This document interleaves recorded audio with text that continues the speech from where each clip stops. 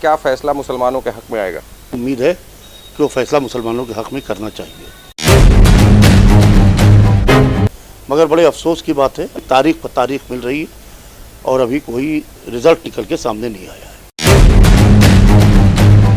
ये हमारे मुल्क में ये कल्चर अगर से डेवलप हो गया तो कोई भी आदमी कहीं पर सेफ नहीं है। केंद्र सरकार द्वारा जो वक्फ कानून लाया गया था, तो उस कानून को लेकर के 5 मई 2025 को जिस तरीके से सुनवाई होनी थी, लोग आस लगाए थे कि इस पे कोई बड़ा फैसला आएगा, क्योंकि उसके खिलाफ जिस तरीके की याचिकाएं पड़ी थी उसको लेकर के सुनवाई होनी थी। वहीं 5 मई 2025 को ये फैसला फिर टल गया है, सुनवाई टल गई है। अभी किसी तरह का फैसला इस पर नहीं आया है। 15 मई तक जो है वो एक बार फिर से सुनवाई होगी।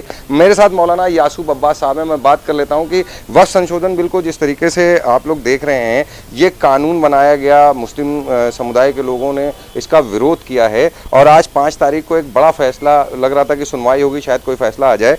चूंकि 15 तारीख तक इसको अभी आगे बढ़ा दिया गया है। क्या कहेंगे, क्या लग रहा है और ये क्यों फैसला आगे टाला गया है? देखिए, जिस तरीके से इसमें जल्दबाजी में काम हुआ और ज्वाइंट पार्लियामेंट्री कमेटी के सामने ऑल इंडिया शिया मसला बोर्ड ने अपने सुझाव रखे और सभी लोगों ने अपने सुझाव रखे, उन सारे सुझावों को नज़रअंदाज किया गया। पूरी तरीके से हमने पार्लियामेंट के अंदर से लेकर पार्लियामेंट के बाहर तक की अपनी आवाज़ उठाई और बाकायदा ज्वाइंट पार्लियामेंट्री कमेटी के सामने सारे अपने तथ्य रखे।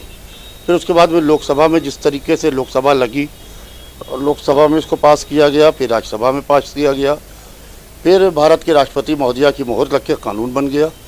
अब सुप्रीम कोर्ट, देश की सर्वोच्च अदालत से जो है हमें एक उम्मीद की किरण जो है वहाँ दिखाई दे रही है। इसके अलावा वक्फ जो है वो माल खुदा है, माल रसूल है, माल इमाम है। वक्फ वाकिफ़ की मंशा से चलता है।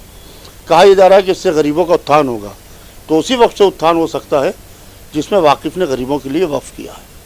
लिहाजा जिस तरीके से कोर्ट के अंदर आज बहुत उम्मीद थी कि आज 5 मई है और 5 मई को उम्मीद की किरण जो है सवेरा लेके निकली है और इसके अंदर एक अच्छा फैसले की उम्मीद थी, क्योंकि इससे पहले उम्मीद लगा ली थी पूरे हिंदुस्तान ने।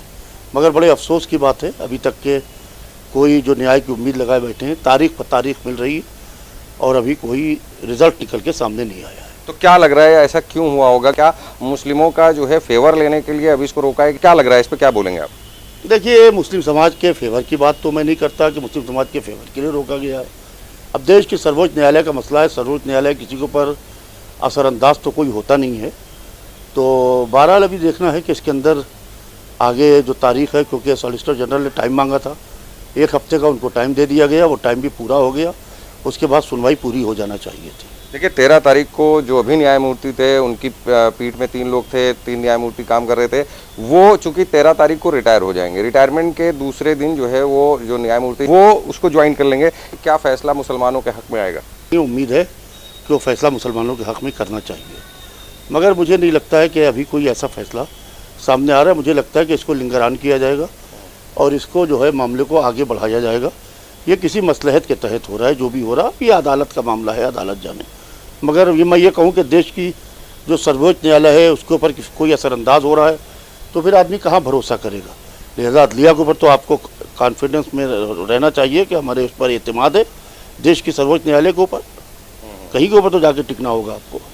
तो आप देख रहे थे हमारे साथ मुस्लिम समुदाय के, मुस्लिम के बड़े मौलाना यासूब अब्बास साहब थे। उन्होंने पूरी बात रखी है दिल खोल के कि किस तरीके से फैसला आता है, क्या है, और जो है माननीय न्यायालय पे जिस तरीके का भरोसा है मुस्लिम समुदाय का और बाकी हिंदुस्तानियों का, तो क्या फैसला आता है अब इस पर खास तौर पर नजर है। कैमरा पर्सन इरशाद हुसैन के साथ Junaid Pathan, 9 PM news live, Lucknow.